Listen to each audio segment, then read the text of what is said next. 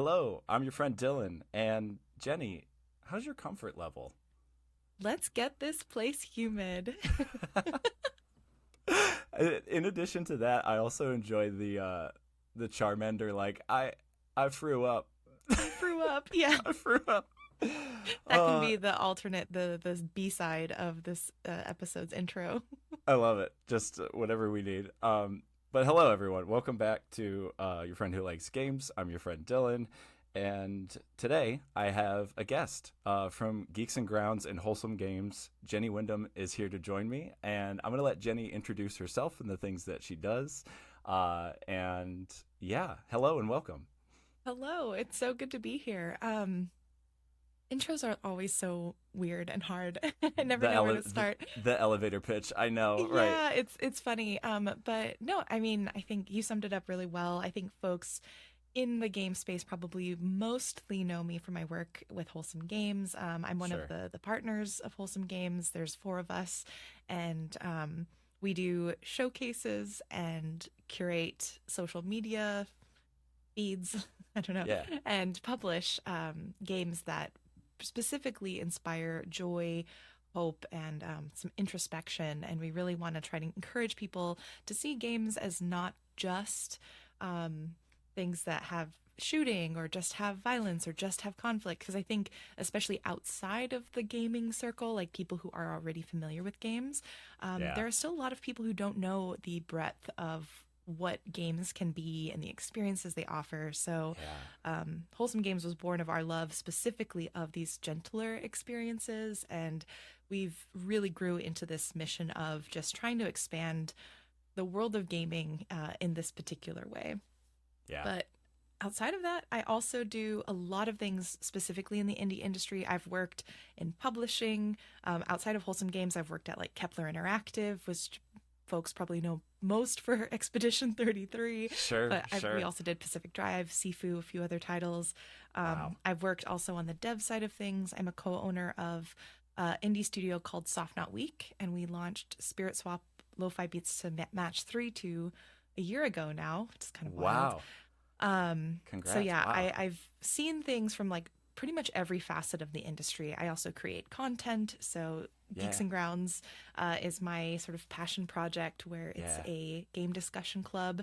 But I made my start in the industry through just streaming and making YouTube videos. That's actually how I was discovered and invited into the industry, was making content, and Oh, a that's so company cool. saw it and reached out. So I've seen a lot of things in my time in Yeah. games. That's so cool. Yeah, and it's funny you mentioned like how folks aren't like not aware. I was talking to my friends about the recent fishbowl opportunity, and thank you for that. Again, that Mhm. was really cool to Yeah. play fishbowl, and I kind of explained just like what the premise of the game was, and they were like, "That's like a that's like a whole new medium." Like they just a lot of people. You're right in that a lot of people don't realize that games can tell a story and be about Hmm. like you said, not just shooting. Everybody instantly is like, oh, video games are that, and it's easy Yeah. to see it that way. But yeah, so thankful for the work you do to show people that there are games that are gentle and emotional, or just kind of softer and more. It's just a better, can be a better place to be than just a violent, action. Yeah, Yeah. I agree. And I think, and not to downplay, like every once in a while, I love a good, I love Oh horror yeah. games. I love beat 'em ups. Yeah. I'll play other genres, but I think it's just really exciting because as a medium, games is just so young still. And I think we forget about it Yeah. because we've grown up with it all our lives. But Sure.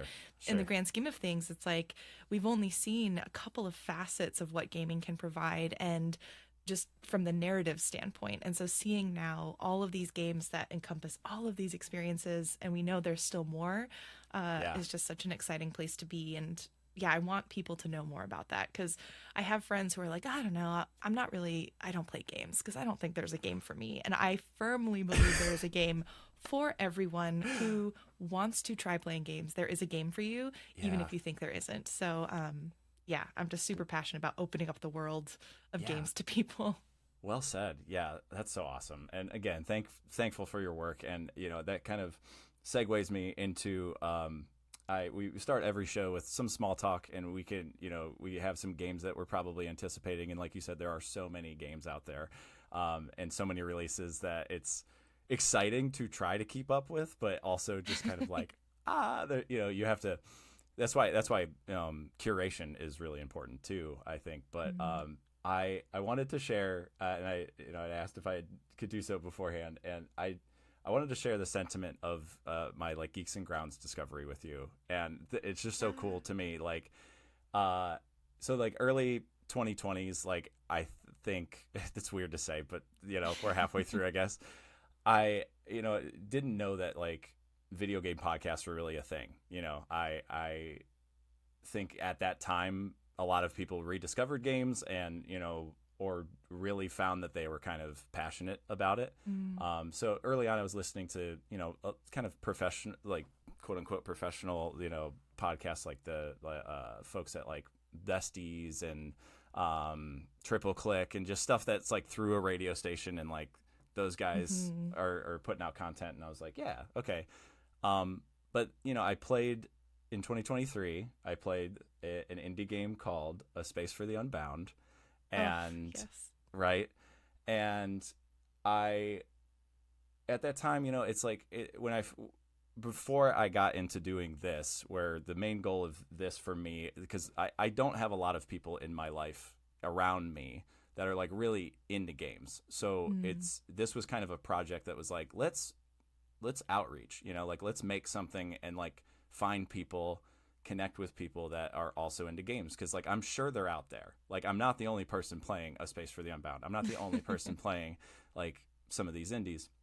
So I went to Spotify and was like, let's just type in A Space for the Unbound and see what happens, like soundtrack wise. And I think that may have been the intention, because like the soundtrack is gorgeous, and I was like, let's look. And sure enough, Geeks and Grounds popped up, and an episode of A Space for the Unbound. So wild. And I was and I was like, someone else played this, and I listened to you and Joel talk about your full playthrough, and it was amazing. And like in that, it made me feel less alone in my playthrough, because passion can feel very lonely when like you have no one else to kind of talk to about that said thing. And ever since, it's just been so cool to indirectly connect with you that way, but just through your work. And you all talk about games so deeply and thoroughly, and it was cool, because your episodes are like all encompassing, not just like a snapshot of the game. So having just played it, to like revisit and connect in that way was really special. So it's wild to be talking to you today. And I'm gonna try not to fanboy too much, but oh my gosh, I just this is so amazing. It's just like really cool to hear about, because it's like, it's funny just because I know technically, because we're posting it, we're putting it out there, I know people are engaging with Geeks and Grounds, but it's honestly just really wild for me to hear like the process of you putting it in, discovering it, and like listening to it. I don't know. So thank you for sharing that, because honestly it feels like really cool, because that's kind of like in my dream of dreams, that's what I hoped would happen.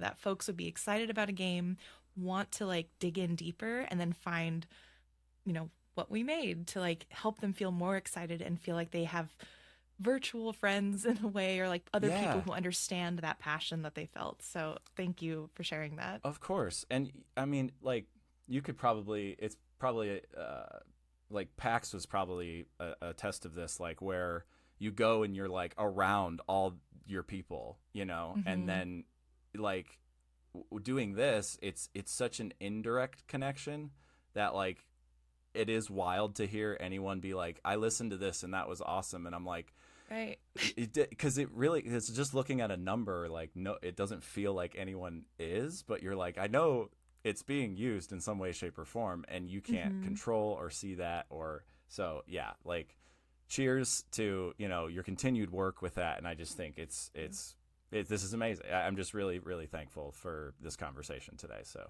thanks for being here again. And let's get into maybe some small talk. This week in particular, I'm excited for the release of Dosa Divas. Mm-hmm. and Replaced. Those are the two on my list that seem to be games. I don't know how you feel about like releases too. Sometimes I feel like I will forget about them, or just like it kind of like it's like, oh, now like that game that I heard about and was like really excited about forever ago is Right. coming out this week. So I know it happens so fast sometimes. yeah. Dosa Divas in particular, because I feel like I just had requested that key like yesterday, and it's already here, and I'm just like, oh my gosh. But yeah, I'm excited for both of those titles as well. And it's really funny because both of those titles are not usually, they include elements that usually do not entice me, but they both Okay. have like additional factors that have gotten me interested. Like Dosa Divas, folks who know me know that I typically am not like mech anything is Okay. usually not my Not personal happening. taste. Yeah. Yeah, I Yeah. just Sure. something about giant robots. I know in theory, like I can see why they're cool, but this just they don't engage me at all. But Dosa Divas has the combination of the RPG mechanics, the food, the family reconciliation, like through Yeah. line that's coming in, the anti-corporation sentiments, Yeah. all of that combined, plus the mechs. I'm like, all right, I think this is a game I could probably get into. Sure. So yeah, Dosa Divas is fun because I was not anticipating being as excited as I now am. So that is one of my most anticipated for the month. And It Replaced is like, oh, sorry, go ahead. Yeah, We can no, do Replaced it later. like the color I think of Dosa Divas too is Mm-hmm. just like so inviting, and I Yeah. like even though it is a mech, it's not like what it's not like the super, you know what I'm talking about, like the super serious Yeah. Yeah. like Gundam kind of look to it. Like Mm-hmm. it seems like a mech that was like built out of scraps and just like whatever's around. It has very Yeah.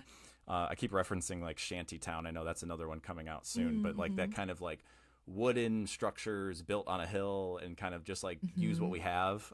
Even Planet of Lana that we might talk about later kind of has Yeah. that vibe to it. And yeah, and it's I don't know if you ever do this either, but for me, some games like Dosa Divas just look so good that I don't even want to touch the demo. Like I'm just like Mm-hmm.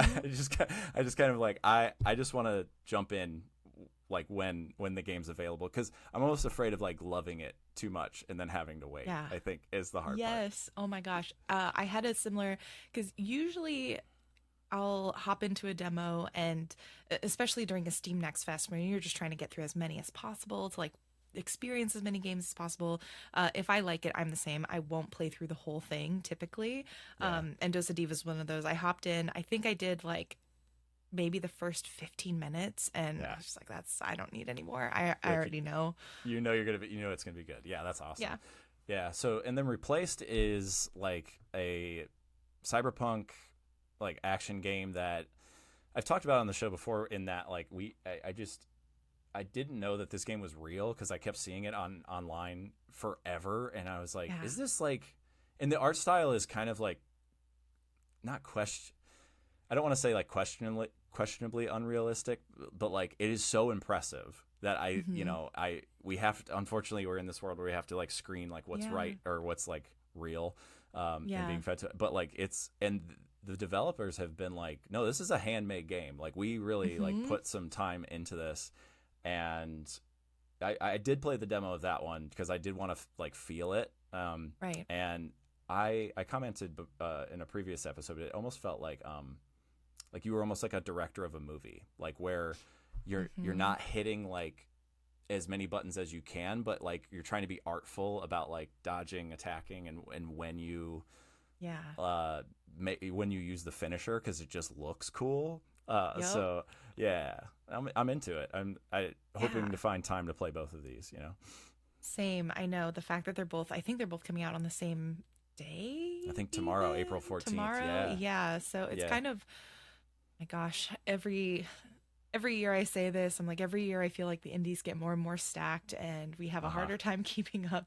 I do feel like, yeah, this is going to be an intense week. Yeah, Replaced is interesting because it has that dark feel that typically I go for, but cyberpunk for me is very hit and miss. I think there are Okay. some really incredible cyberpunk stories, and then there are some cyberpunk stories where I'm like, man, this is I don't know. The genre can be quite divisive for me. Okay. But from what I played of the demo, I agree. I think it is so cinematic, Yeah. and the story is intriguing enough that I'm really hoping they can like pull through and that the whole thing feels very good. Because yeah, it's a game I'm really rooting for sure. Yeah, yeah. The demo didn't give you a whole lot of story Yeah. look, but it definitely gameplay feel and like the look of the game itself. Um, and yeah, I'm wondering. You know, it might be one of those games where it might be okay for me to have a passive story if like the game Hmm. looks and Yeah. feels good throughout. But we'll see. Did you have Mhm. any other games or anything on the horizon that you're looking forward to? Um, I think, let me see. Oh, just close that window. Gecko Gods is coming out on the 16th, and Okay. that is one I'm looking forward to. It is essentially a puzzle game where you're exploring what seems to be sort of these ruins on, I think, an island or maybe an archipelago, like a set of islands, Oh, and cool. as a gecko. And so Fun. this to Yeah. me just you can feel the warmth coming through in the art. I think the art is just so evocative. Uh, I don't know how well it'll play or sort of what the wider story is. It seems quite mysterious, but Okay. this is one that I've had my eye on since before Twitter shut down. Like it's been a long Wow. time. Wow. So Okay. very excited to see what the team has made of that. And while it's not an indie, Tomodachi Life is also launching on the 16th, and I've Oh, never true. played Tomodachi Life, and I have so many friends who played it back in the day. I think it was DS or 3DS, Yeah. and have such wild stories from it. And so Sure. I did not play the demo because I'm intentionally just waiting until launch to enjoy it, and Sure. I'm very excited because that's something that I never got to have the nostalgia for it, and I'm excited to be in on this sort of new wave of people discovering the game. Yeah, I don't think the internet is ready for that game. Like the Yeah. the fact that like they have definitely dialed back the censorship, and it's been interesting so far with the demo to see like how far Yes. people are pushing it. And so like that alone is interesting. I played a bit of the demo, and I I really it was kind of like I really wish I had roommates, like like a bunch of like roommates and like Mm-hmm. people that it just seems like it would work in that setting. Like, Yeah. yeah, not I don't okay, I don't wish I had roommates, but for that game, for that Yeah. game, No, I know yeah, what you mean. do you Yeah. know what I mean? Like for that game, like it would be nice to be on a couch with my friends, like making jokes because it's almost Mm-hmm. it almost reminded me of like how Quiplash. Have you ever played like Jackbox Quiplash with Yes. friends? Yeah. It always depends on who's in the room. So it's like when I'm making the characters and things, I had like Mm-hmm. friendships and like characters in mind, and like it was interesting to me to like be like, well, I'm making this joke for them, and then I like would send them a video of the result, and then it was like, haha, and then I kind of was like, oh man, like I'm Yeah. I think I'm really interested in with that game to see more of the gameplay. I think like how deep Yeah. each system goes. I know you can like have a bunch of like people in one house and like set up those kinds of interactions, but it was just kind of like creating scenarios, like pick this person up Mm-hmm. and do that and see what happens. But so all that to be said, maybe if I were to play it again, Yeah. I would be like, what would make me laugh individually at Right. home, or my wife laugh, like what would that how would that be, Yeah. so it's I'm really excited. I think even more so just to see what people do with it, like in Yeah. general, as I a feel like cultural this is a moment. game. Yeah, this is a game that I mean the clips I've seen already have been absolutely unhinged in Right. really great ways. Right. Um yeah, so I'm really looking forward to it as a fan of and again, I haven't played the demo, so I don't know if this is what the full experience will feel like, Mm. but as a fan of and person who enjoys the guilty pleasure of reality TV, but has Oh, fair. increasingly disliked just the ethics surrounding reality TV, and it's turned me off of watching it, even though it's Sure. like something I crave still. Yeah. I feel like Sure. this is almost like where I can get maybe a little bit of that reality TV shenanigans, but Yeah. in maybe a better format. Yeah, and I think that's what I mean too with the gameplay is like the demo. was very, it felt not limited, but of course Hmm. limited, and was just like, okay, I can pick them up and move them there and feed them. And I'm like, Right. there has to be more. So it's like, can Right. you create games? Do you create things that have stakes? And you're like, do this, Right. like can you create like a reality TV show in it? Maybe. Hmm. And yeah, and obviously a big game. So I had also commented prior to, like, I with Pokopia and some of these other bigger, like, I'm Right. just like, do I want to take that on again? It's sad that we have to weigh that. I But know. I yeah. mean, what a great problem to have. But yeah, Yeah, it's sure. like we only have so many hours in the day. Correct. But yeah, like, speaking of and transitioning into Pokopia, this episode title will hint at the fact that we're here to talk about Pokopia and maybe some other games today. So excited. Yeah, so we could get into it. I wanted to ask first, I think, like, what's kind of your play context for Pokopia at this point? It's been out for a Um, while, or maybe a month or so, like a little over. Yeah. yeah, just about a month. Oh my gosh, Wow. only. Yeah. Okay, Yeah. so play context. I am very happy to be probably one of the slower Pocopia Mm, players on the planet. good. I only just rolled credit, like only just finished the storyline Oh, last cool. weekend in preparation Yeah. for this because I was like, I probably should actually have finished the story by the time Yeah. we talk about it. Wow. But it took me just under 100 hours to do that. Wow. I spent a lot of time, um, like I think, and granted, the first like maybe 70 or so hours were in the first three areas, and then I really sped up the last few. Wow. But yeah, Wow. I have taken my sweet, sweet time with this game. I have still not even begun to scratch the surface of like exactly how I want to decorate this world, Sure. but Sure. I I love and we'll get into all of the details, but I Oh yeah. really loved just the way that this game allowed me to be present in a world. And while there were main quest goals that I knew I could do should I want to progress, I Mm, also felt very keenly aware that this was like within the first 5-10 hours of me playing, I was yeah. like, okay, this is another Animal Crossing moment for me and for so many people. Sure. I do not want to rush this. I want to play this as like I want to savor everything as much as possible and not be tempted to like get to the end just because I see other people getting to the end or Yeah. getting to certain points or getting certain abilities. Yeah. And so yeah, I took my sweet, sweet time with it and I'm very happy I did. And I'm still excited to play more at this That's point. awesome. Well, Yeah. if How you're about you? if you're a snail, then I don't know what I am. I'm slow. I'm going slow. I'm pecking slower, a little bit slower than that. I think I did Yes. about like 30 hours, like, right away, and like Mm-hmm.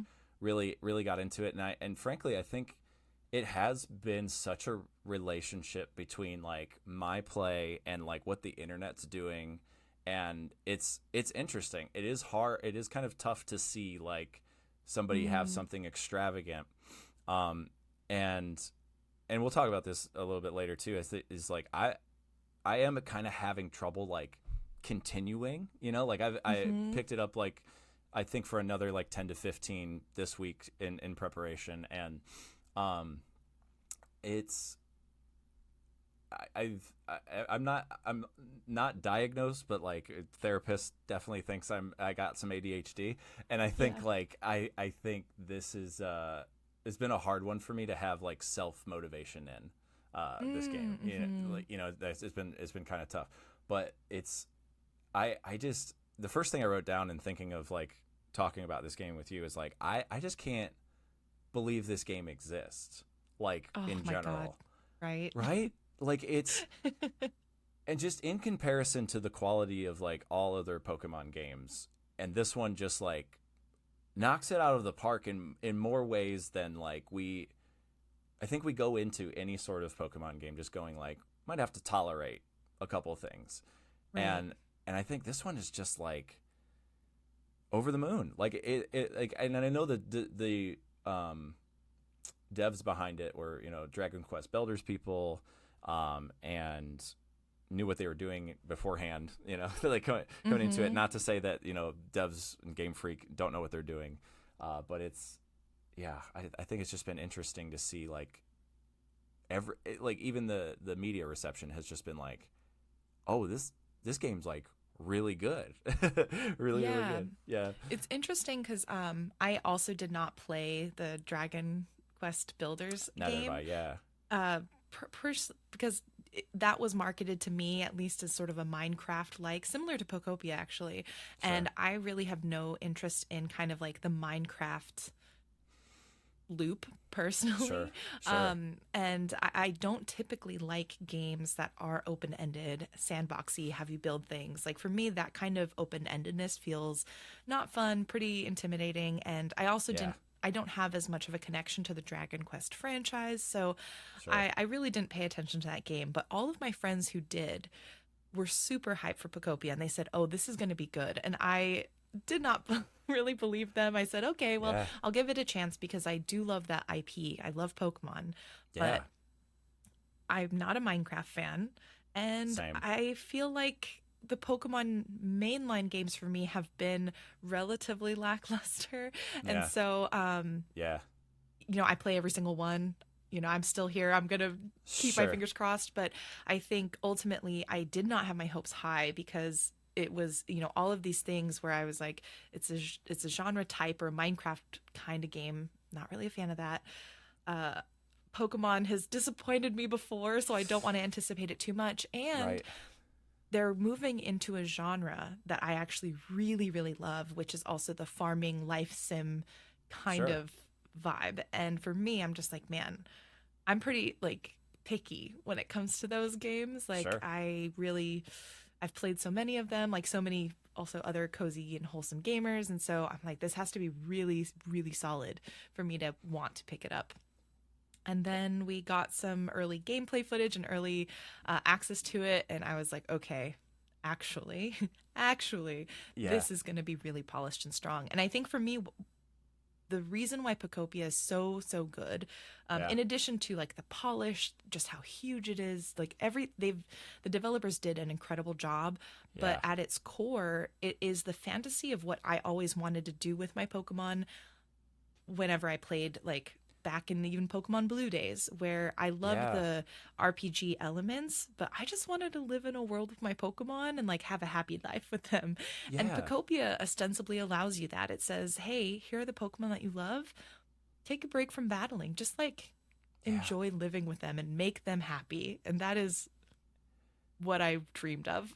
It's So this has it's been really great. wonderful. Yeah. It's so like what I will say, like what has been working for me and like moving forward, and I'm with you in that, like that kind of slow pace, like just kind of working through it and enjoying it, is Hmm. I had laughed. I've been kind of like laughing online that like I think like um like it's been funny that folks in media are like, this game's so big, and I'm like, it is like and I get that it's people's job to like review, and Right. it's like they can't find like the end of it, because it does kind of feel like a forever game.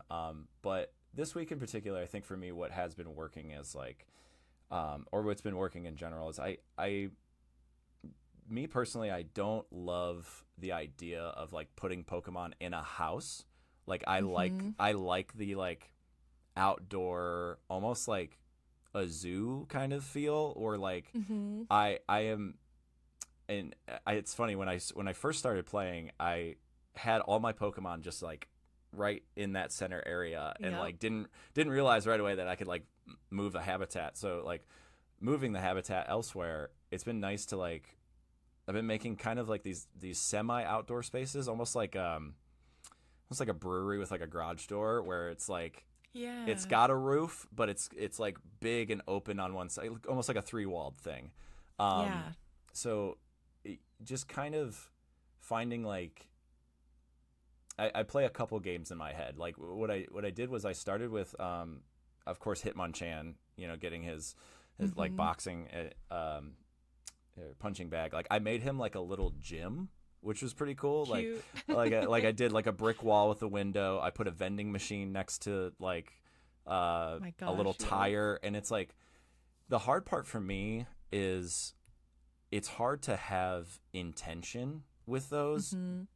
kinds of things based on like what you unlock and when. And like Yeah. I you know, like I don't have everything at my disposal to just kind of put, but that's kind of the magic of the game though, I think, is like Hmm. when I find certain things, I go, oh, I know who will love that. I'll take that over Yep. to so and so Pokemon and like, place it there.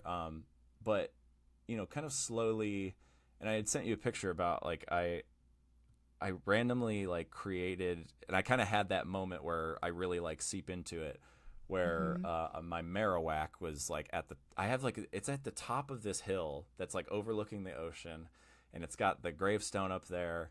I think it might already be there, and I just kind of built it. Yeah. You know what I'm talking about? Okay, so it's Yes. like up Yeah. up on that first like hill. So then I just kind of built like a shrine around it with candles Oh. um like it was so like that's kind of stuff like that I've found doesn't happen with intention but instead happens like with time. So if I spend Hmm. enough kind of time in the game like just kind of sinking into it and, for lack of a better word, playing it, not being like I'm going to do this and have a list of things, Yeah. but just kind of like organically letting things kind of happen. That's when those kind of like magical moments of like happen. Now, would Hmm. I love for that to just keep happening and happening? Yeah, but like storage is a thing, and Yeah. Oh my God. Yeah. I find a lot of hangups. So, how are you with the storage in the game? Because like I've had a hard time. Yeah, that honestly is my biggest hang up. If I learned pretty early on, and I ended up, it was actually probably around like hour 60, where Yeah. I ended up kind of stopping any sort of progressive gameplay or any Okay. like plans to like do things, and I just spent like a couple, probably the better part of a week, just getting all of my items reorganized and attempted to Nice. create essentially a warehouse in one of Nice. the areas and Yeah. really like set up a system. Um, but the system requires so much maintenance because the game doesn't intuitively sort of facilitate that for you. In my opinion, it True. forces you to maintain your own system actively because Yeah. at least the way I have it set up, which maybe there are optimal, better ways to set things up. I have actually a second plan where I'm going to have multiple warehouses where each area has its own. But currently, I have one warehouse in the starting area, and that is where everything is. I do my best to like use that as my sort of truth source Yeah. of Sure. materials. Like this is it. And Yeah. yep. And so I've gotten into a flow where I like if I have something in mind that I need to build or grab, I take the trouble is it takes extra time because you have to teleport there, Yeah. grab everything, make sure you have it all, you don't forget anything because then you're gonna have to go back and forth. Ooh. Again, I'm Yeah. sure there's more efficient ways, and eventually I'm gonna try to have like smaller versions of the warehouse in other places to help facilitate building in other areas. But yeah, it is the biggest struggle in this game, I Sure. think. Yeah. Yeah. For me, I wish I would have anticipated this. Like I playing Stardew Valley for hundreds of hours. I've like I better. Like it's funny. It's like when I started playing the game, I almost like got fooled by like, oh, how cute. I get like a couple items like every now and then, Hmm. and like I'll just kind of place them here and there, and then like I guess like I didn't. I'm not a think ahead person. I'm very like present, just kind of like see what happens, and I very much did just kind of like plop and place things. And like my first Stardew Valley playthrough, my I had chests that were just like full Oh my of gosh, yeah. ridiculous like not even close to organized until like I had a couple playthroughs of like, okay, everything from the mines goes in here, everything. So Hmm. I've yet to hit that with Pokopia or any sort of like organization. But Yeah. I've kind of just letting that be the way I play it, and where like I've played this little game called like What's in My Pocket, and I will like look at my inventory and go, okay, like that plant, where would be a good home for that plant, and then Hmm. run over here and go place that plant somewhere, or where would be a good place for said table. Who needs a table? Table over here. The Yep. problem with that is, again, someone with ADHD tendencies, like I start walking over there, and here's that shiny thing, like in the water, or I walk over here, and here's that, and like that, that has been a little difficult to like stay on task. Mhm. But I don't know. Back to that conversation of like, do I just let myself kind of play like that and like flow and interact with all the things? But it has been working well when like I can create these kind of like environments for the Pokemon and like make sure that they're happy. And I'm starting to recognize. It's funny. I always ask them like what their comfort level is, and I'm like, okay, they're just gonna tell me that they're missing food, relaxation, or a Yeah. toy. So like that's what they all. Those are like the three categories, or decoration, or four categories. So it's like that's what I need to make sure I'm like filling up environments with, and Hmm. taking the time to do so. But yeah, it's been Yeah, tricky. It's been it tricky. has. Well, and it's like, again, I talk about how I like really try it. I have my like warehouse of stuff. It's all Yeah, labeled. I do my best with it, but really at the end of the day, the vast majority of my playthrough is the what's in my pocket. It's yeah, I will thank goodness, you get a couple of backpack expansions so that you yeah. do have more and more space because man, that first set of what is it, 24 maybe I think it's like 12, I don't know. two lines. Yeah, Yeah, it's like yeah, two lines. That was painful to have to go through. And so getting like, I understand also why people advocated like play faster because you get more. And, it's like stubborn. And I was sure. like, I'm still playing slow because that's just how I know I'm going to enjoy it more. But Yeah, good. Yeah, yeah, once you have a certain amount of space, you can more freely just like hoard things and then do all right, well, you know what? I'm here and I have a couple of chairs, so let's just like find a place to throw it down. And what's yeah, nice is that I did find that sometimes I would throw stuff down just to like get it out of my pocket. And eventually, because the things would just stay there and I would forget to pick them up, I would eventually build stuff around it. So, kind of like how you said, it's fun to see how the game really allows you to have specific goals. Like if you are a mm, person who's like, I need to build these amazing masterpieces, like a giant Drifloon hovering in yeah. the sky, which I think I've seen, and a giant crescent moon with Pokemon that live within it. Like you can do that. That's wild. But I think for folks who are also like, I play on vibes and vibes alone, Yeah, it actually doesn't impede you from doing that. It does a really good job of saying, all right, well, here are all the things that you could chase. And as long as you try not to get too overwhelmed and you're okay with that, like you can kind of just vibe your way through this game, which is also really fun. that's true. That's a really good point. And I think like I have taken note of like how like especially when I see people online, it's like I see like places I don't recognize, and not in the sense like of like areas I haven't been to, but just rather like, oh, they like destroyed that entire mountain and like built Mm-hmm. something else.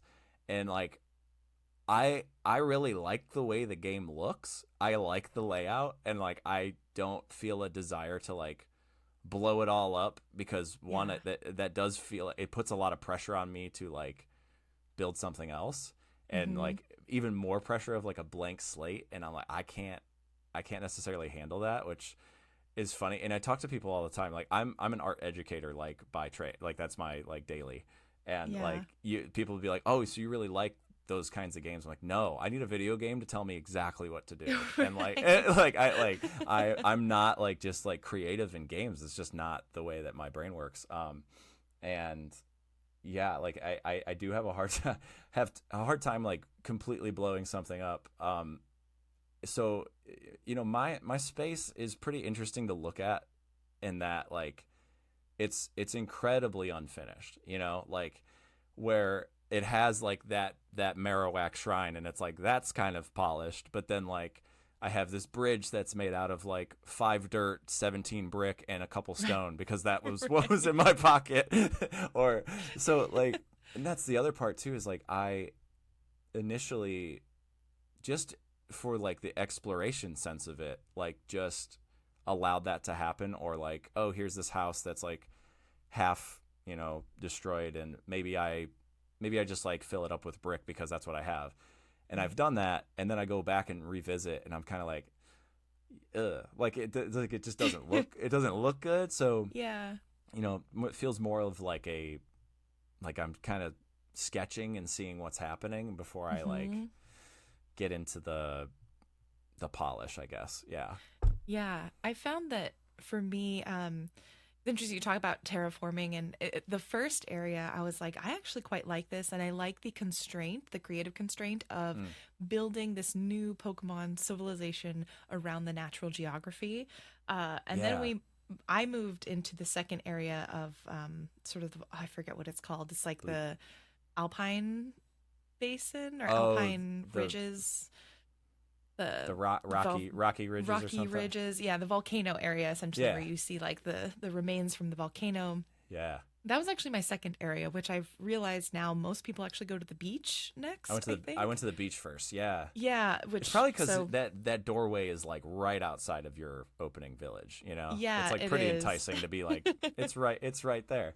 Yeah. And so yeah, my first second area, I guess the second area I went to was the volcano area, and I immediately threw out my I'll just go with the natural geography of the land, and I was immediately like, busting down the ash is Yeah. just so satisfying. I quickly lost, yeah, I would just Yeah. lose hours just because I loved like just going around and And letting it clearing out happen. the ash, letting it Yeah. happen. And Cool. it wreaked havoc on, again, storage system, because now I have literally like 10 Hundreds. chests full of What do ash, I do with all 99 this? blocks of ash, Yeah. which, later has served quite useful in some of the crafting stuff and the trading that you can do. But Okay. yeah, that ended up being sort of a weird tangent that I went on, and also partially why I'm at like 100 hours and just have just rolled credits, because, Yeah. again, good chunk of that time was me Yeah. playing it essentially as like a power wash sim, but for ash, clearing out the ash in that world. Good point. Yeah, right. It had the same kind of tendency of like I just get to clean this up Mm-hmm. and then get the land to myself and do what I want to do with it. Yeah. And it especially that area, it's very inviting to do so because Yeah. like that ash is everywhere and it's just Oh kind of my covers God. everything else. Yeah, so The like number of times I like thought I had it, and then I'd go over like a crest in the hill and see just more ash. There was one point where I was like, is this a mistake? Like, have I is this I shouldn't have begun this at all? yeah, But right. Now I'm yeah. too deep in. Oh, that's funny. Yeah. Yeah. And so yeah, I'm trying to think if I've had any like moments like that. I think like recently, you know what? It recently what I've done a lot this week is let's see how far this rabbit hole goes. Like the game is Mm-hmm. very good at being like these, and we all know that if you've played, you know the rocks we're talking about. But it's like Yeah. those certain pattern of rocks that's really inviting and very different from anything else around. That's like break this open and see what's behind there.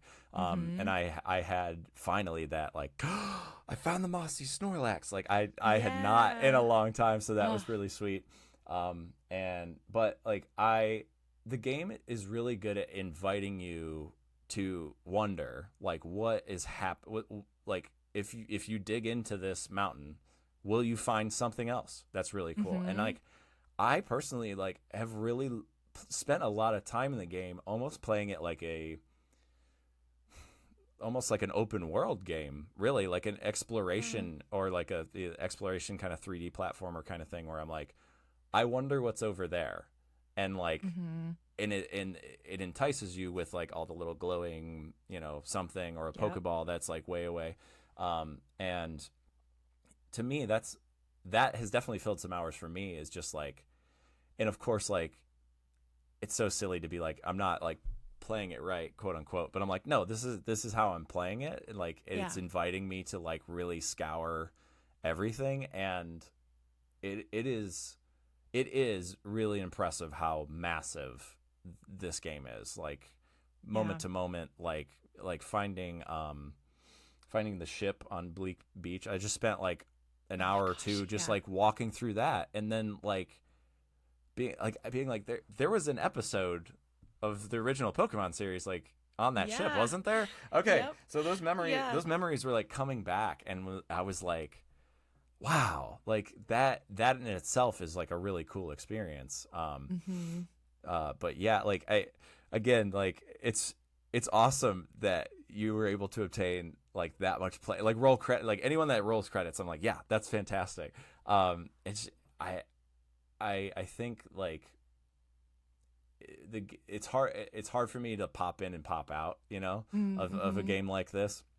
So it's when I can get the moment in time to like really like sink in, then those kind of, like I said before, like those magic things kind of happen. And Yeah. um but yeah, exploration wise, like how did you feel about like that kind of like, hey, look over Oh, here?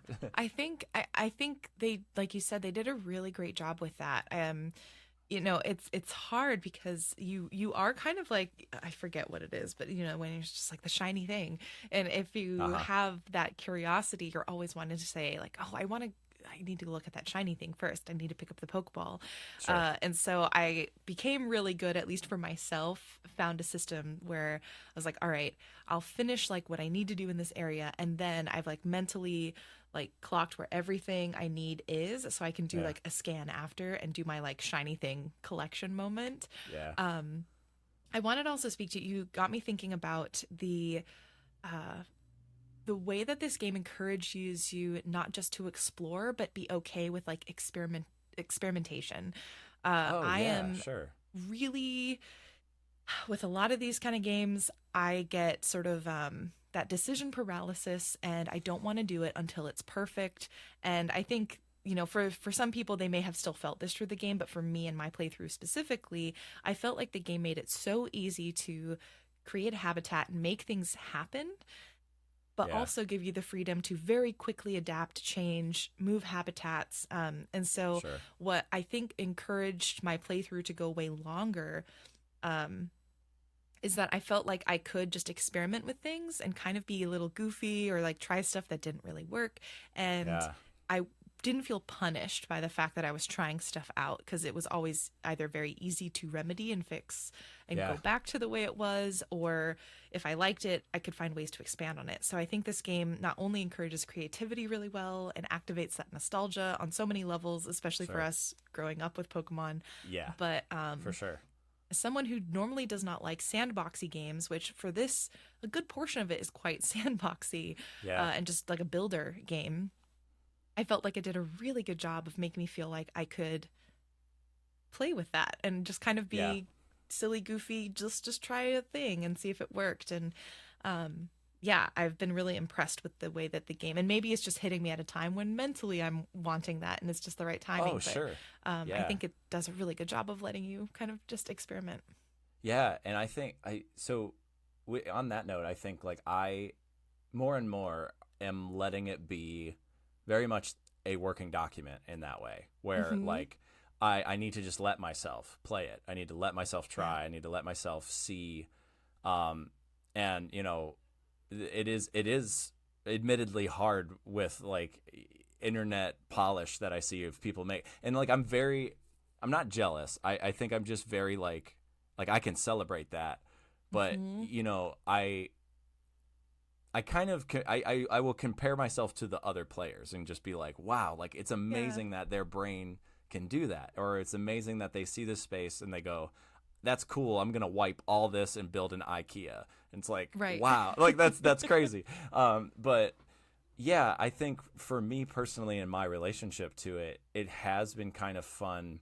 And my first episode I did of this one I called Visual Documentation of Time, where Mm. like every little move you make is like time spent in the game, and it is kind of fun then to maybe revisit a place that you hadn't been to in a while and go, Mm-hmm. haha, I remember when I thought building like a house out of brick or like finishing a house with brick would like be fun, like be cool, and now like I've completely changed. So it's not necessarily that searching for like the final answer, but Mm-hmm. instead like I think if you let it, this game can stay in your life for a long time.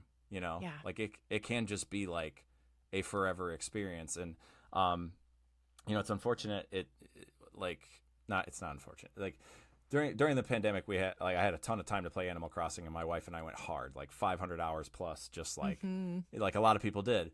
And I was like, maybe this will happen with this, and I think maybe over time it will. And that is if I kind of allow myself to not be so I can very much beat myself up for not finishing things in the game, Right. or making something in particular. It's interesting because Mm-hmm. to me, playing video games is a relationship to them itself and then like the culture around them, and I think it's kind of inescapable.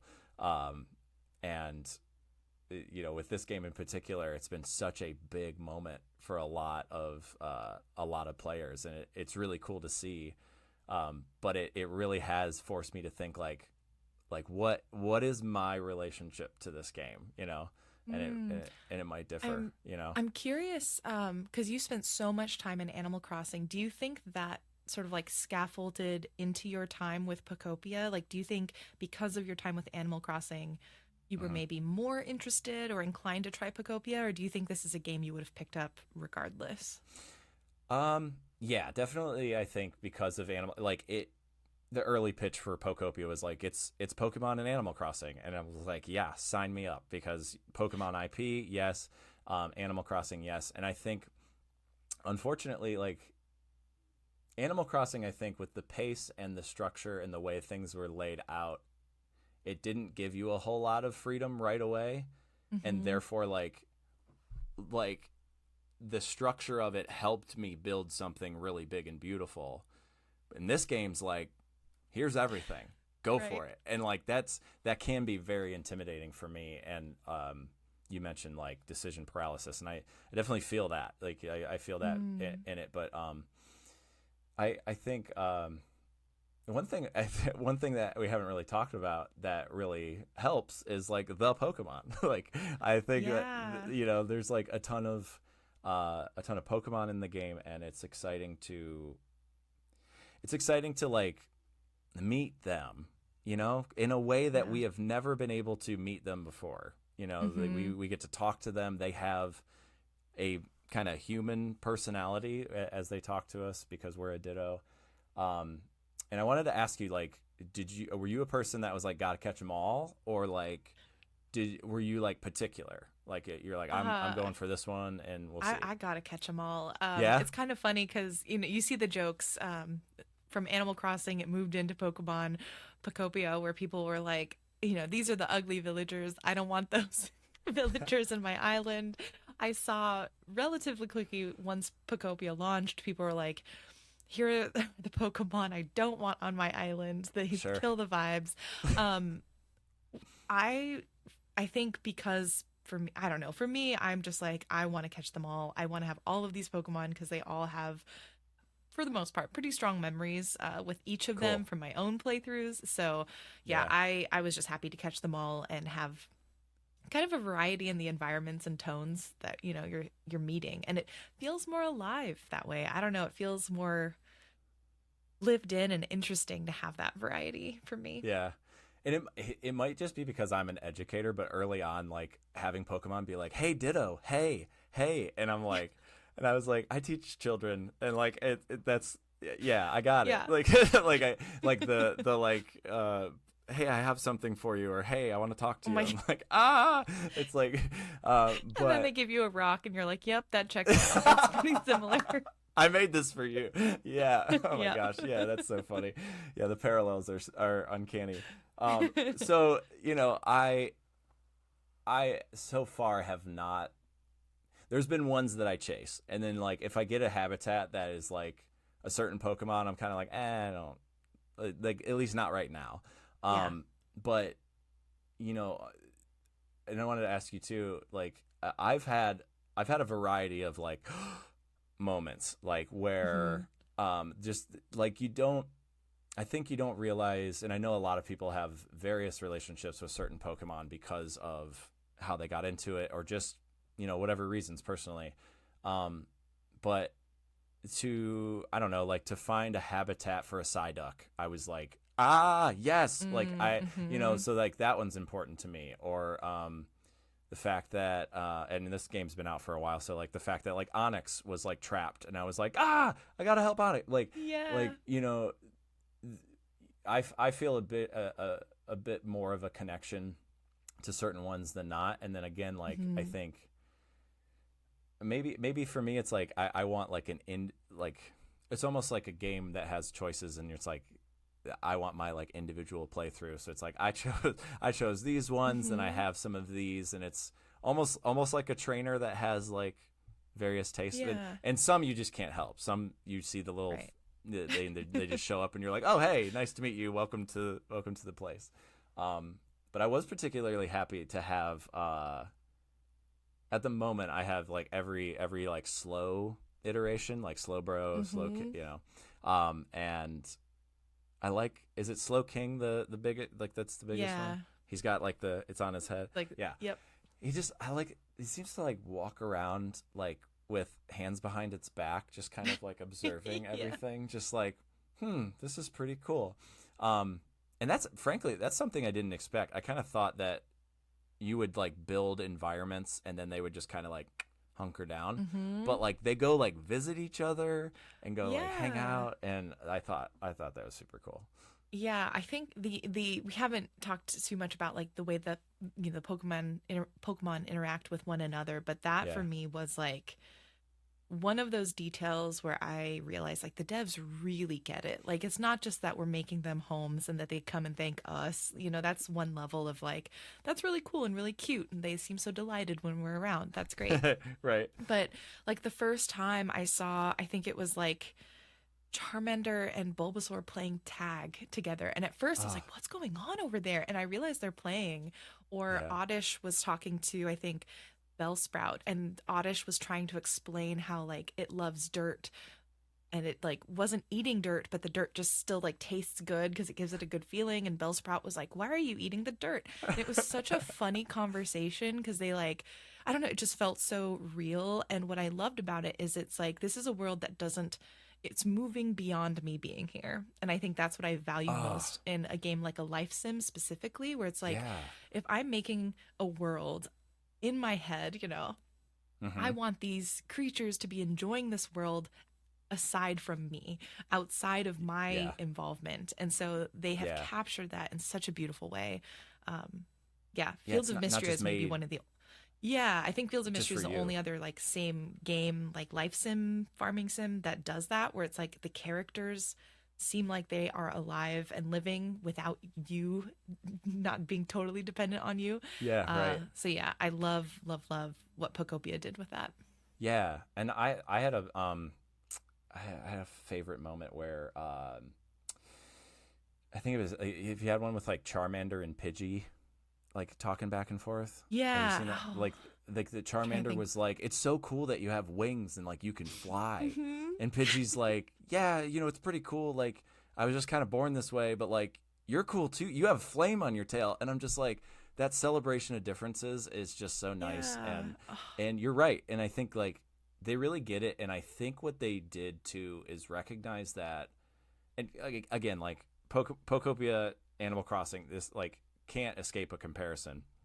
But I think what happened to a lot of people in Animal Crossing is like once you got through the loop of your villagers' dialogue, the magic's gone. As soon as they repeat something that they've said, you're like, oh, like, and then you get other villagers and they say the same thing as like another type of villager, and like, and I know that from like that was like just like an early limitation of the first game, in regards to like writing, and so it became stylized. But I think it creates this freshness all the time, and like, I don't know, maybe have you seen like 100 hours in, or is there anything that's kind of been like that feels too repetitive? Or there has been repetition, but I think you're absolutely right that, I mean, for one, instead of 6 to 8 villagers or however many you get on an island, I'm forgetting now, it's been a while. You have like over 100 Pokemon hanging out with you. And so the repetition while there is so much less apparent. And what's nice is that, I don't know, I found that as my playthrough evolved, even though I enjoyed the presence of the Pokemon, I was interacting with them less, and now I'm doing more building. And so it's like I'm not feeling that repetition, because there's also another really important thing for me to do in this space, which is build it out. Whereas in Yeah. Animal Crossing, while they did have terraforming and you could technically build things, like you said, there was so much limitation Right. that eventually you kind of do all you can and there isn't much more. Yeah. So, Yeah. yeah, I And it's think there's repetition, but I don't feel it as harshly as I did in Animal yeah. Crossing. Yeah, that's cool. Yeah.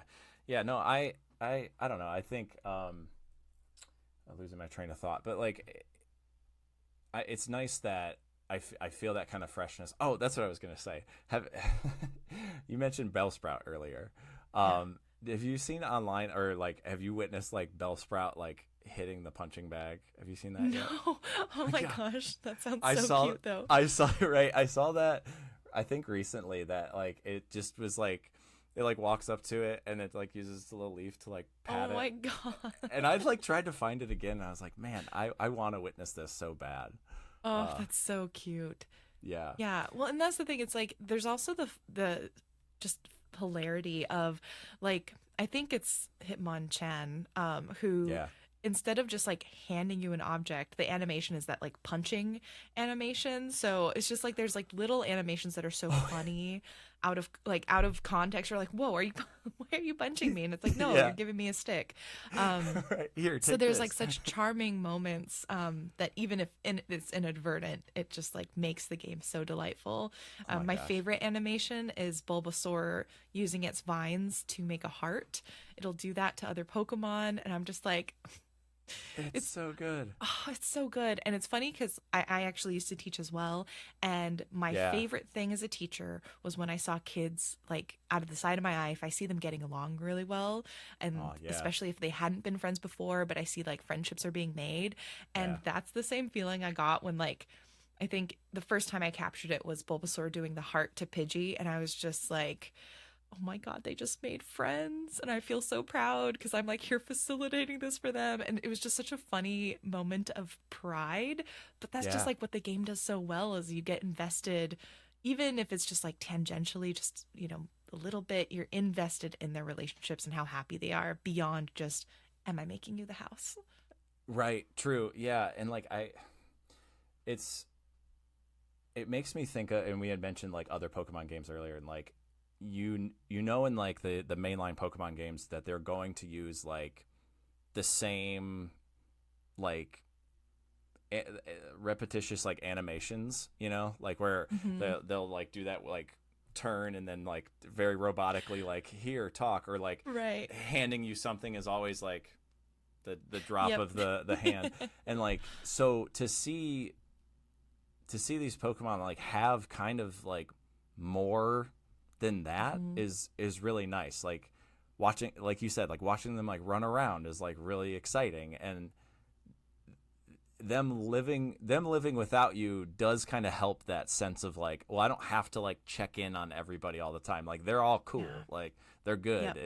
and in really like the consequence of that is like, yeah, my home's kind of like iffy. Like I'm not like too worried about Right. it. It's not like a big deal for them.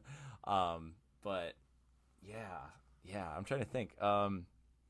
Oh, I think like another thing I wanted to say too that I found like really interesting was like, the just like seeing like we know Pokemon to be certain things, and like especially certain ones have like very clear intentions, and Hmm. I had this moment in a playthrough this week where Charizard is known as like this big, powerful, rare, exciting Pokemon, and if it shows up in a show, like that means that is like the trainer, like this Right. person, trained this Charizard to be awesome, or like the professor in the Horizon series has a Charizard, and it's Hmm. exciting. It's this big, powerful Pokemon that breathes fire, and I had it curled up like on a little bed taking a Cute. nap, and I'm just like that to me to like everybody's vulnerable when they sleep, so it's like it's Right. it's it's like so cute to see like to see Charizard in like out of his or their like main context, you know what I mean, Yeah. and Yeah. and softer, like a It's softer funny side. because Yeah. I had a similar sort of experience with Charizard where I think I started because a friend of mine said that they had given Charizard like old artifacts and that's what Charizard liked. And so Oh, in my cool. head, I'm like, oh my gosh, so Charizard, this, fire breathing dragon, actually a fan of history and really loves like going to museums and it's funny like yeah the different facets of these Pokemon that we see and the fact that you see Charizard super early in the game. Like in the Yeah. first area, Yeah. pretty sure most people get Charizard in the first area. Yeah. And it's interesting to see how throughout the game, rarity doesn't seem to be like as big of a deal, because why would True. Pokemon care about that, right? And so you Yeah, true. see legendary Pokemon regularly, Yeah, that's just true. flying in the sky or just going around. And I found that super interesting because I also had this idea of like, oh, we're not going to get Charizard until later because Charizard's a Hmm. rare Pokemon. You Hmm. know, we might not see any of the legendaries until the very end of the game because they're legendary. And Yeah. it was really cool to see how that was not the case in the game, which made it Yeah. almost more exciting because I'm like, I really don't know what's coming up next. Yeah. And you're right in that it kind of neutralizes that structure we've been used to, that like Right. the I don't know, I haven't found like a Mew or anything like that, or a Mewtwo, like, Hmm. but like that might happen. Or I have seen some people online that have like found like the Pokemon that they really want, like some big like Hmm. I'm blanking on names, but it is really cool to just have it available, and that you're right, and that it doesn't matter to them, Right. because they're just like, Yeah. I'm just here being a Pokemon, like, what do you mean? Right. And like devoid of humans. So I'll say that I'm like 40 hours in, and we can definitely like talk a little bit about this, and I'm open to hearing like what your experiences were with them. But like one thing I don't think we've mentioned and talked about was like the snippets of like human life that like you Mm-hmm. find throughout like the kind of post-apocalypse, or like the little notes. And um I found one in particular I really liked was it had to do with like CDs, and like being like Yeah. streaming is just like way too much. And now like we can you can have, what did it say? It said you could have like 12 or so songs on one disc, and like you only had to buy it one time. And I was like, Right. whoa, like that is some So funny. commentary. Yeah, I know. right. I'm like, it feels like we're headed to that direction. I know. Um, Yeah, yeah. And that, I mean, that was pretty interesting to me too, in this like very friendly, um child friendly game. Like it did have a lot of like bigger societal mhm. implications about climate change, and like the things that like just the message seems to be very clear that like the humans did not take care of this place, and Yeah. then it got destroyed, and here we are. And poor Professor Tangrowth is just like wondering where they all went, My and gosh. Yeah. and a lot of us as players are laughing at like, well, it's kind of nice without all the humans, like Right.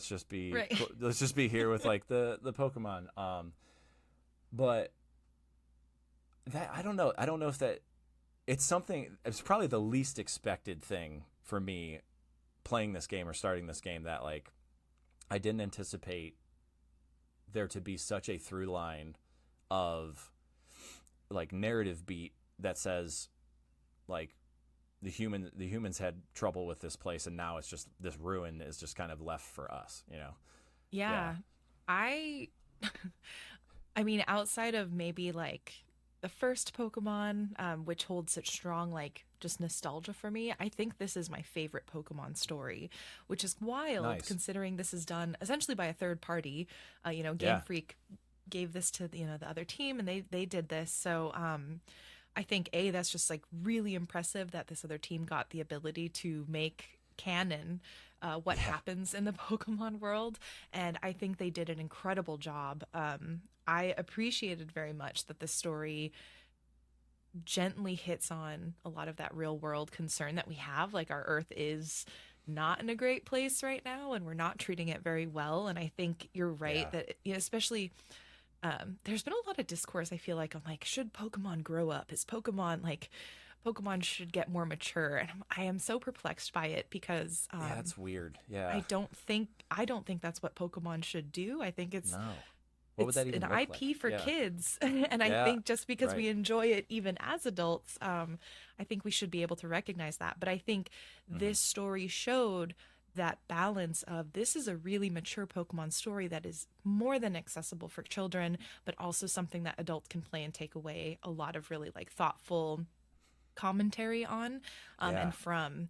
And it's an emotional story. I won't like get too deep into it just in case Sure. folks are wanting to discover it. I think part Sure. of the joy is discovering this story through these artifacts left behind and these little snippets. Yeah.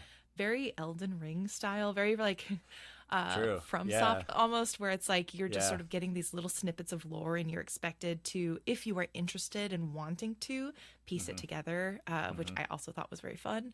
But yeah, I loved this story, and I really hope that I hope whatever happens with the Pokemon franchise, they like take lessons from it because I think it just was so superbly done uh, with Yeah. just the little bits they did. Yeah. I've been interested now that like this game has been so wildly successful and like revered as like one of the best Pokemon games. Like, does that light a fire under Game Freak?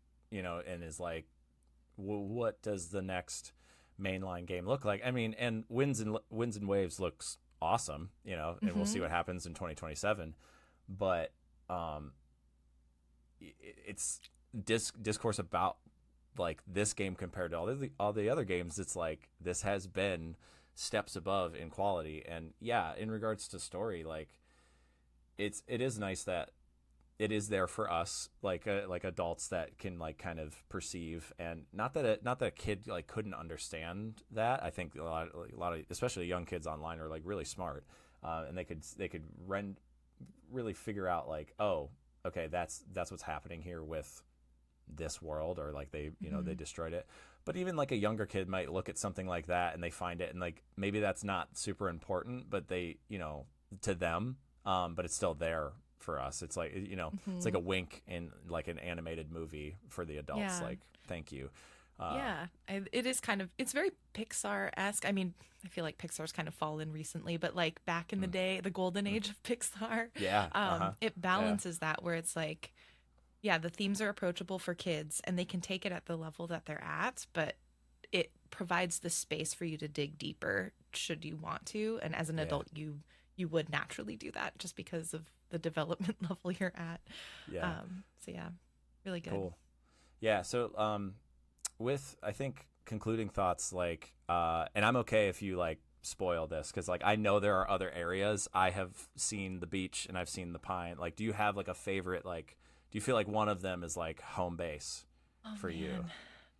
I Not mean, that you have to pick, or that's they really, all just really kind of have their tough. they all just kind of They have their own thing. they do all have their own thing. I think I have really loved on it the first area, I think because I have spent the most time really customizing it, I think is currently my favorite simply because it is the closest to what I envision it being Yeah. uh actually happening in reality. Like it's the closest Yeah. that's actually happened. Um but each area really does have its own characteristics that I've really loved. So Sure. it's really hard to say. And Yeah. yeah, I don't know. First And area probably. yeah, and I think that is kind of maybe meant to be how the game is interacted with, at least how it Hmm. feels like. It's like it almost feels like that first area is the first place you like set foot in and like really establish a sense of home, and then you're Hmm. shown other ones. And I've heard a lot of people talk about how like, yeah, I kind of want to finish this place first before I Yeah. go and do, but I think for me, my gameplay loops is like it always starts at like Withered Wasteland, and I like running around and figuring out like what I want to do there. And then I think if I find that sort of like, I don't know what to do next, and then I'm Hmm. curious about one of the others, then I'll pop over there and be like, let's see Yeah. how much I can do in that space. And Yeah. that's kind of where I've been at. Yeah, it's interesting. Like I think for this show, I definitely tried to play more of it after like my initial 30 hours, and it's been interesting that like I've been having a little trouble like digging in, you know. Mm-hmm. But I really think this game, I'm sure you know, I follow Jacob McCourt like on Mm-hmm. he's great, and like he had posted recently like what's your goatee of the year, and I was like, I think objectively Pokopia, you know, like I can't strike anything off like the merit of this game. I think it's fantastic, you Yeah. know. And Yeah.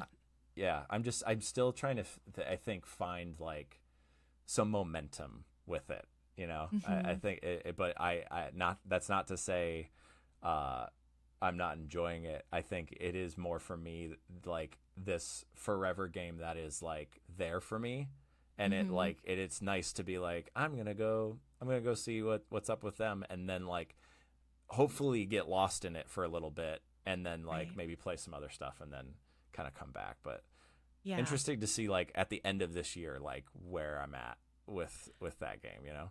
I agree. I feel like currently, if I'm looking at all of the games I've played this year, this is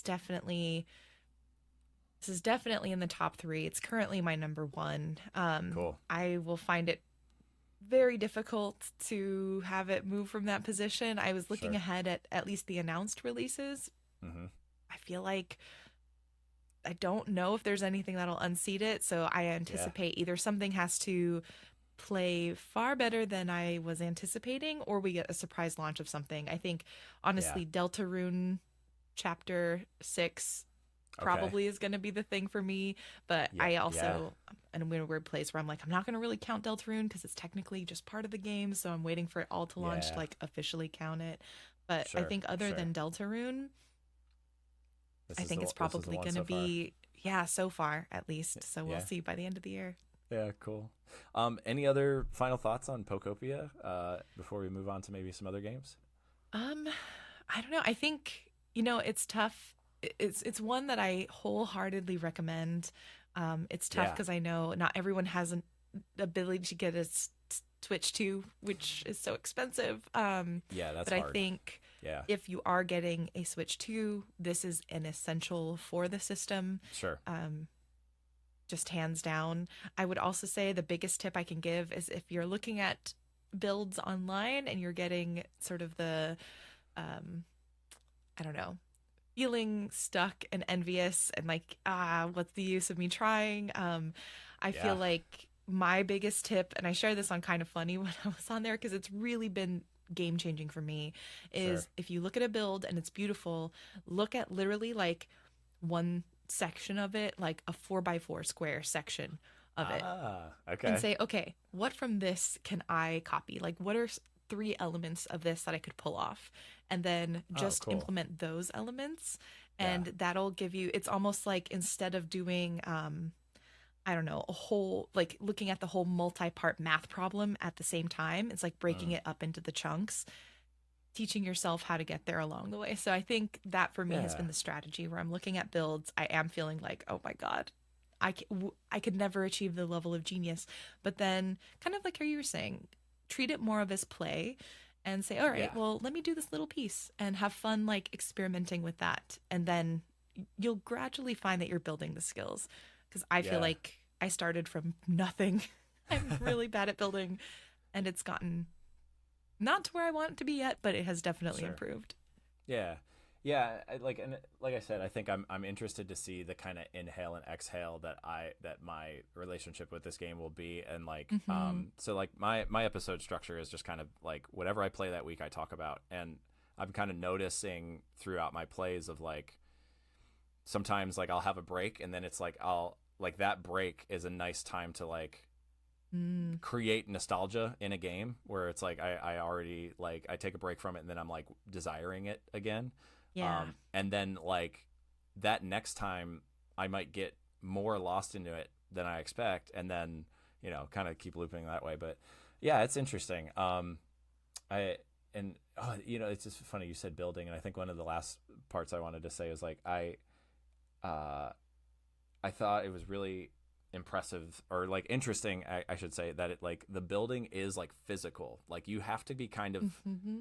okay at like 3D platforming to like Yeah. get up to places and like do things. Like you can't just be like, I want that there and I'm gonna place Hmm. that there. Well, maybe you can eventually, but like I, Yeah. I have been a person that is like, okay, I gotta climb up the thing and like problem solve to like get to the top Yeah. of this roof and do that. So yeah, no, it is a really stellar game that I'm excited to kind of peck at and see what what happens going forward, and it just Hmm. like amazing that it's such a big and vast thing that so many people can do so many things with.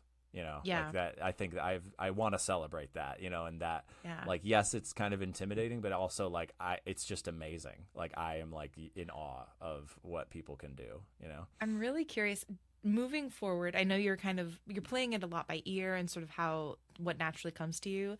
Do you sure. have any builds or like things you hope to do in Pokopia? Like, I don't know. Mm. I see like someone built this really cool train station, and I have that as like a mental goal for myself is I want to make a cool train station. Do you have anything Yeah, like that that you're hoping to do in the game? I think to answer that question honestly is that I would say no in regards to like pure intention because it just like doesn't work for me like that. Like Mm-hmm. if I have that, I think I get more frustrated because Yeah. then I'm like, well, I don't have that in my pocket or I don't have enough of that. And it takes like it Mm. honestly takes two of those for me. Like do I have that? Oh, go look in storage. No, I don't. Forget it. Like Yeah. I'm instantly like, no, I'm done. So I think the way I would answer that question is I want to kind of organically see what happens. Like Yeah. just kind of like get to a place where like I randomly build something or it I kind of like just kind of like I said like see what naturally happens and then put a coat of polish on that to where Mm. like I feel like everything looks good the way it like naturally came to be. And I know that that takes time. So it's like Yeah. it and I've found multiple moments where like I'll revisit the game and be like, why did I put that bird stand there? Like that's right in the it's like right in the way, you know. So then I'll remove it. So it's like kind of letting. I almost feel like a sculptor that is like building and then smushing and building and smushing and build Mm-hmm. until it's like, oh, there it is. And but like I can't just have like I have this idea, I will go make it. It almost just has to like accidentally or naturally happen, you know. Yeah. And I think I love that the real sculptor analogy. yeah, like the It's a great real one. it's kind of my job, but like the the real answer is that like I just I need to spend more time in it Hmm. and like see what happens kind of organically. But that's not to say my 40 some hasn't been like a Yeah. good time, you know? Yeah. That's awesome. I Yeah. love that. Yeah, cheers to that. Yeah, so we talked at a little bit of Pokopia or a decent amount of Pokopia, and we said that we maybe give some mention to some other games that we've played. And I didn't get super deep into it, but I did touch and kind of got the vibe of Planet of Lana 2. That's something that's a Hmm. game you've been playing too. Yes, Um, I just finished it last weekend, awesome. actually. Yeah. Yeah. Oh, that's great. Yeah. To me, and I'd love to hear your experience with it. It felt like a nice evolution of like Hmm. what the intention of the first game was. I played the first one last summer and Yeah. really enjoyed it, but like I felt like more of the kind of notes, more like those kind of notes that you find like a more visual storytelling. It felt like um, m- more detailed settings, like or in like even maybe like intentional settings, Hmm. Hmm. um, and then like an evolution in regards to gameplay. Yeah. But yeah, how was your experience? Yeah. So, and I guess for folks who haven't heard of it, Planet of Lana 2 is a direct sequel to Yeah. the events that happened in Planet of Lana, and it's continuing the tale of this sort of young girl. Her sort of alien cat-like creature called Mui, and the civilization they lived in that has recently experienced an invasion of like robots, essentially, Yeah. that they sort of were fighting in the first game. What is interesting about the second game is it shows like what happens post invasion, and how humans have adapted to the technology that they acquired from this invasion, but Wow. how that technology has both benefits and also corruptive influences. And so, what have the humans done, utilizing this technology moving forward? Yeah. I completely agree. I think the strength of this game is it's cinematic. It feels like the visuals are stunning. In the first one, they definitely deepen and expand that in the second one. The Yeah. audio, the score in particular, oh my gosh, this is like Yeah. maybe one of the most beautiful scores of the year, like worth listening Wow. to even if you haven't played the game. Sure. Um, Okay. but definitely play the game because I think it adds that context that helps you emotionally connect with music. Yeah. Um, and they expand upon it's a 2D sort of side scrolling puzzle platformer, Hmm. um, which I think when I played the demo, I on the indie council I commented how I was hoping that the team had like pushed on expanding that a bit more. Like I felt like there's more to the Hmm. team that they could have brought to the table after I'd played the demo. Okay. I think after playing the full game, I think I get the vision. I feel like it would have been weird for them to do anything too different. And I Yeah. think as a sequel, this is a really strong sequel. Sure. If you did not like the first one, or if you don't care for puzzle platformers, I don't think you'll enjoy this. But Yeah. if you Right. love puzzle platformers and if you like the first title, I think this is a really good sequel. Hmm. That deepens the lore of the world. It adds some challenge to the puzzles. They're definitely harder than the first one. They add elements where instead of just two characters, sometimes you control a third, which sometimes was a little frustrating because again, the combination of manipulating different characters plus the timing of the puzzles, Okay. occasionally I was like, I don't know, this is it's getting a little frustrating. Like the timing and the lag between switching characters particularly was sometimes frustrating, but Sure. overall, I think this is probably, if you are a puzzle platformer 2D side scrolling fan, this is probably one of the strongest games Yeah. out in a bit, and I definitely recommend it.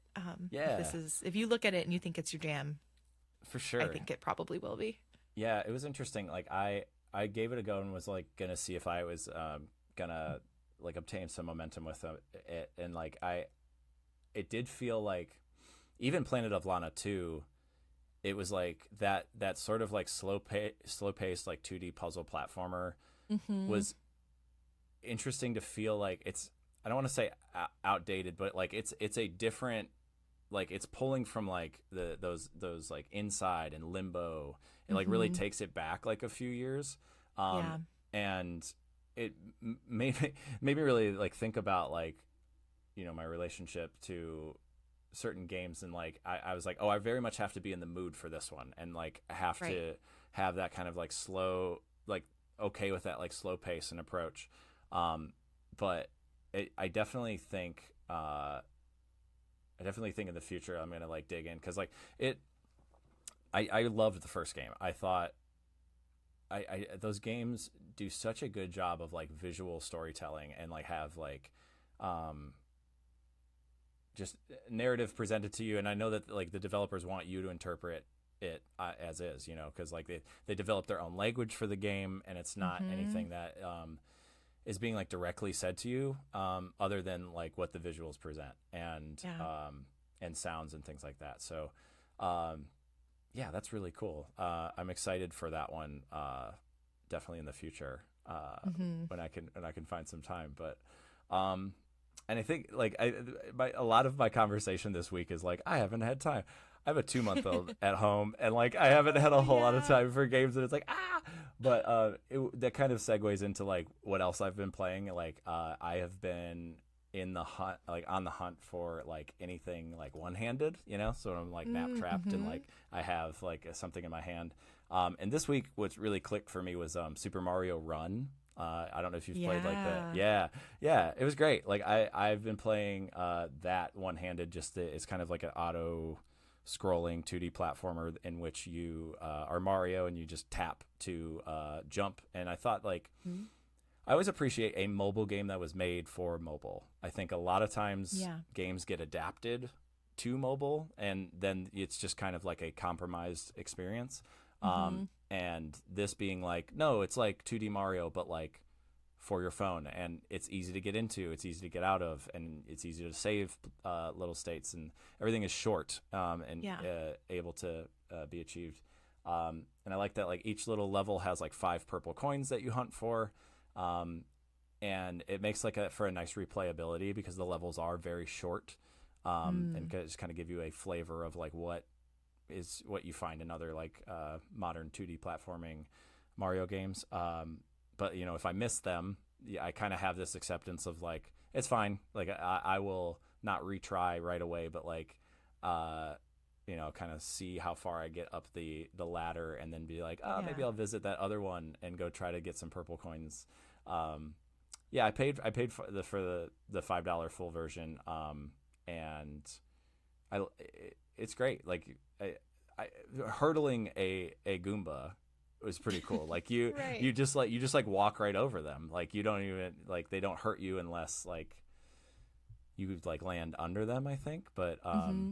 it's cool that to have like a game that, like I said, just was like fully considered for mobile, and like how would this play well, and to have that sort of like disruption often where like it's auto running, so these common enemies that are found in Mario to be like to be like actually threatening would be Yeah. tough. But not only that, like I found it fun that there was like certain like physicality in the game that was interesting, where like if you would uh land on like a little arrow box and like hit the tap Hmm. button, then you get like shot up into the air.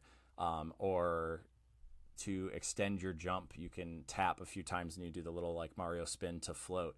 Like that feels really good, and like to say Yeah. that a mobile game like feels good is pretty impressive. Hmm. So that's been a nice like go to.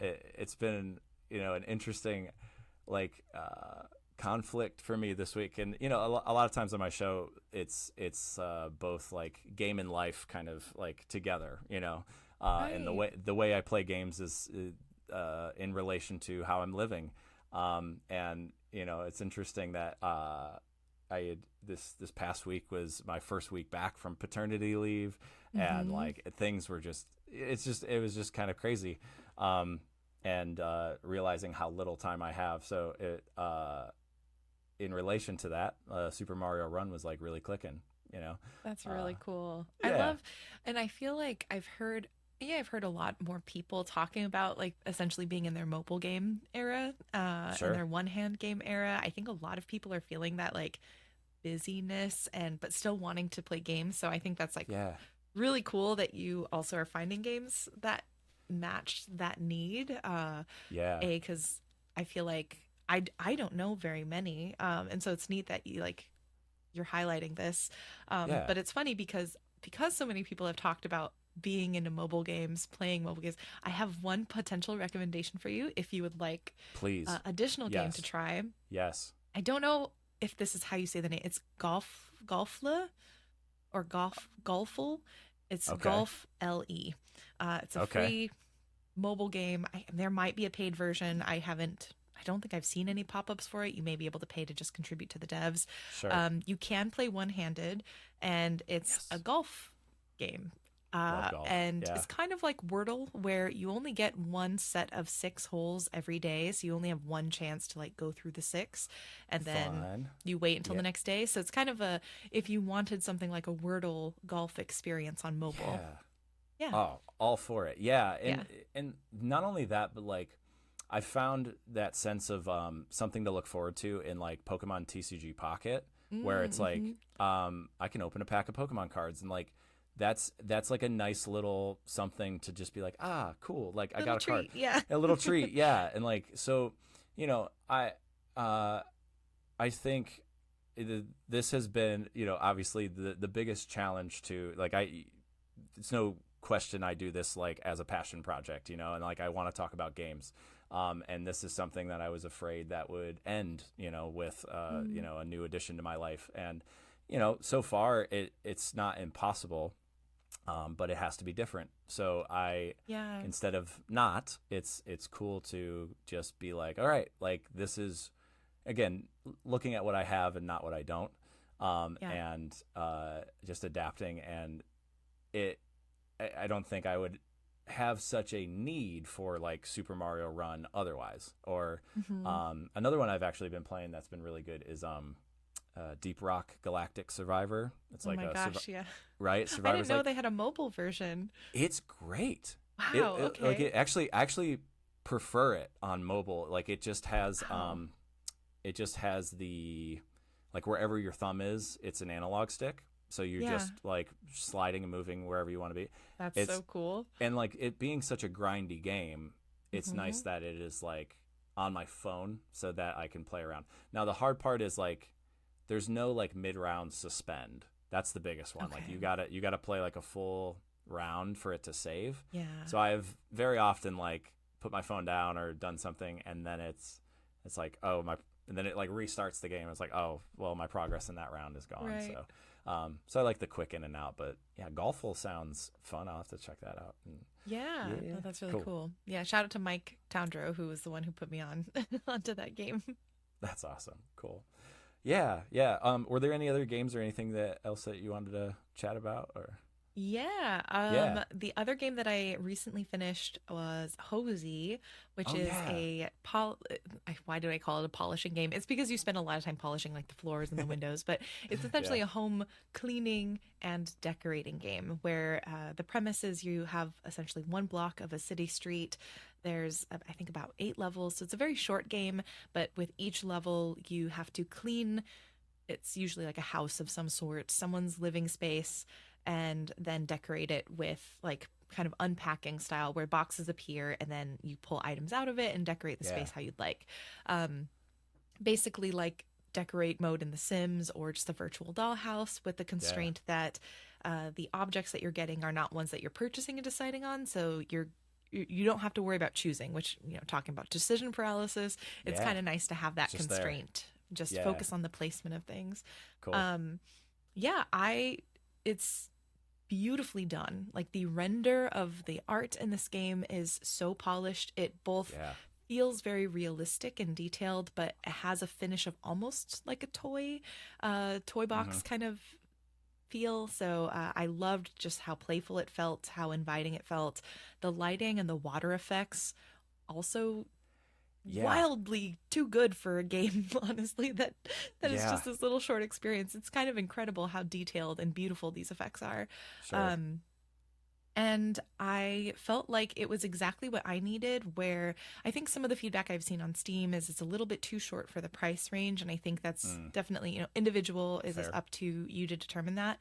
For me, because I value shorter experiences that I can finish. And for me, it's kind of like, hey, if I saw a movie, it would be basically the same price for less time.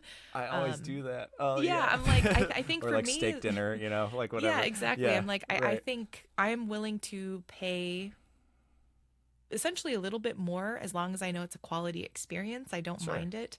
And I feel like the experience was really high quality. I got a lot out of it. It is a game that I would personally replay simply because the first go around when you're decorating with the objects, they give you sort of hints on the boxes of like big furniture, wall stuff. So you kind of know what's coming in terms of like what type of item you're getting, but you don't know exactly what's going to pop up.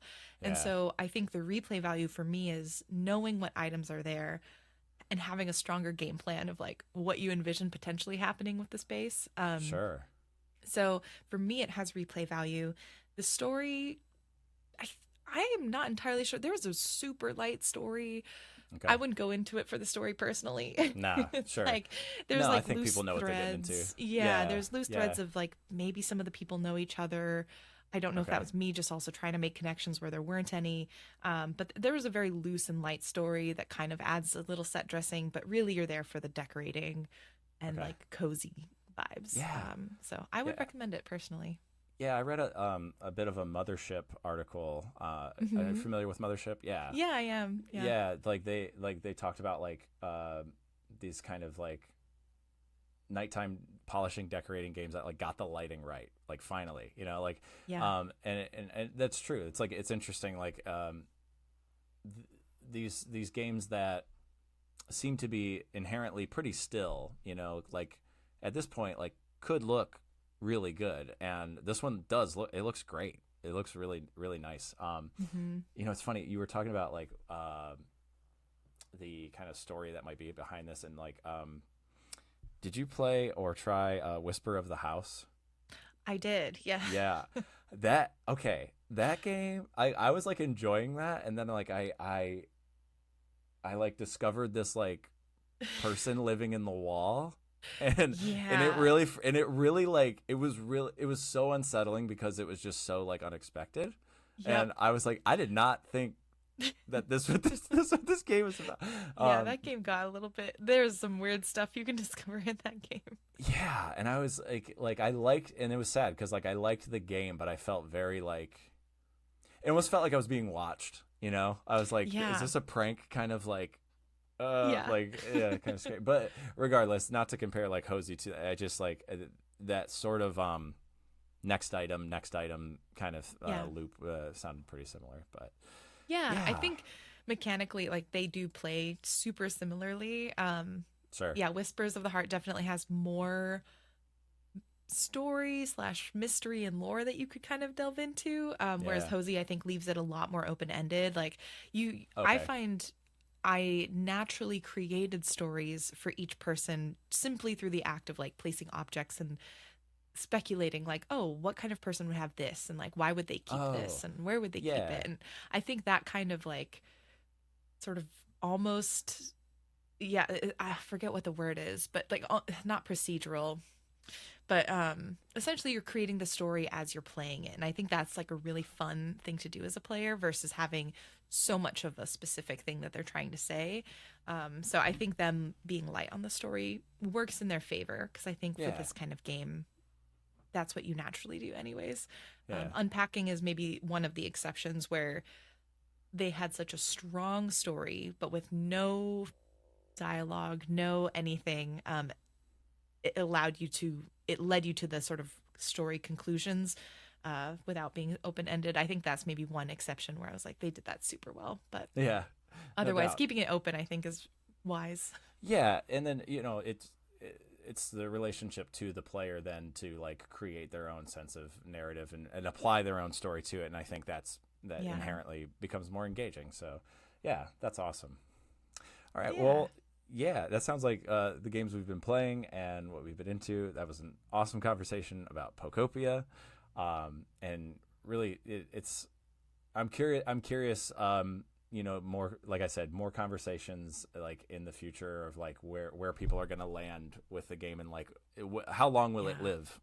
I'm excited Hmm. to kind of see for myself and for other people, and like in culture, like looking back at 2026, like that was the year Pokopia came out. Like that's wild. Um, Hmm. uh, Before we leave, where can people find you and your work? If you want to Yeah. plug that, yeah, Folks can find Geeks and Grounds, which is my game discussion club. Everything's at geeksandgrounds.com. yeah, I have social accounts most places, but I'm most active on Instagram, or at least I try to be as yeah, active as sure, possible. And then for my personal work, you can find most everything under the handle Kimchika. I post regularly on YouTube. I've been on a stream hiatus, hopefully coming back this year, and on Instagram, which is the one place I haven't been able to snag my Kimchika handle. I am at Jenny Windom. So, but if you go yeah. to geeksandgrounds.com, you can find all of that pretty easily. Cool. Awesome. Well, Jenny, thank you for joining me today. This was an awesome conversation and a Yeah. pleasure to have you here. And Thank you so much. yeah, cheers. All right, everybody. Take care. Bye. Bye.